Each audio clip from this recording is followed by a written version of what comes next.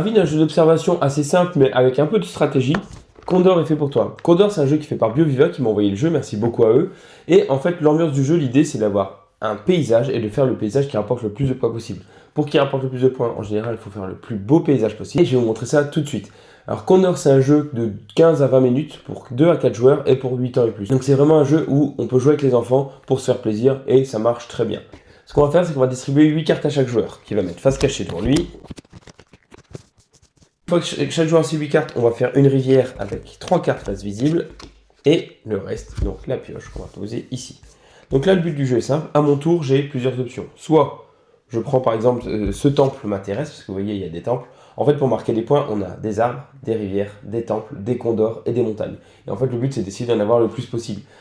Par contre, si on colle 2 forêts, par exemple, ça va compter que comme une seule forêt. Donc le but, c'est vraiment d'essayer de les séparer et pour marquer le plus de points possible, de former des temples. Et il y a aussi d'autres cartes que je vais vous montrer qui ont des petits jetons ici, qui représentent ces jetons, et celui qui a des jetons à la fin de la partie gagne des points. Donc là, imaginons que je prends son temple, je décide de le mettre ici au milieu de mon paysage, je vais retourner la carte. À ce moment-là, j'ai deux choix. Soit je prends vraiment la carte que j'ai choisie, soit je garde cette carte-là. Là, en l'occurrence, celle-ci que j'ai piochée va m'intéresser plus.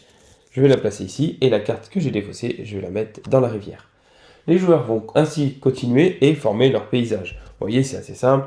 Moi, imaginons, ça revient à mon tour. Vous voyez, ici, il y a l'autre partie du temple qui m'intéresse. Je vais pouvoir donc décider de le mettre ici. J'ai formé un temple, j'ai 2 forêts et j'ai 2 rivières. Donc ces 2 forêts vont me rapporter 2 points. Le temple façonné va me rapporter 3 points. Et si j'arrive à avoir 4 rivières, je vais avoir 4 points. Pour vous rappeler, il y a ces cartes qui vont vous permettre à tout moment dans la partie de pouvoir s'y référer pour ne pas se perdre. Comme je vous disais aussi, il y a des jetons ici, comme on peut le voir ici. Si vous êtes le dernier à avoir pris ce jeton, vous allez le récupérer. Donc ça veut dire que par exemple ici c'est un condor. Si mon adversaire a pris un condor au tour précédent et que moi je prends un condor, c'est moi qui vais avoir le jeton en ma possession. Une fois que tout le monde a son paysage entièrement en face visible, on va passer au décompte des points. Donc là c'est très simple, vous voyez, on va se référer ici. J'ai un point par montagne, j'ai 1, 2, 3 montagnes différentes, je vais donc avoir 3 points. Des jetons reliques, bien que j'ai 5 cartes avec des jetons, j'en ai seulement 2 parce que les autres joueurs en ont pris après moi, j'ai donc gagné 4 points. J'ai un temple qui va me rapporter 3 points.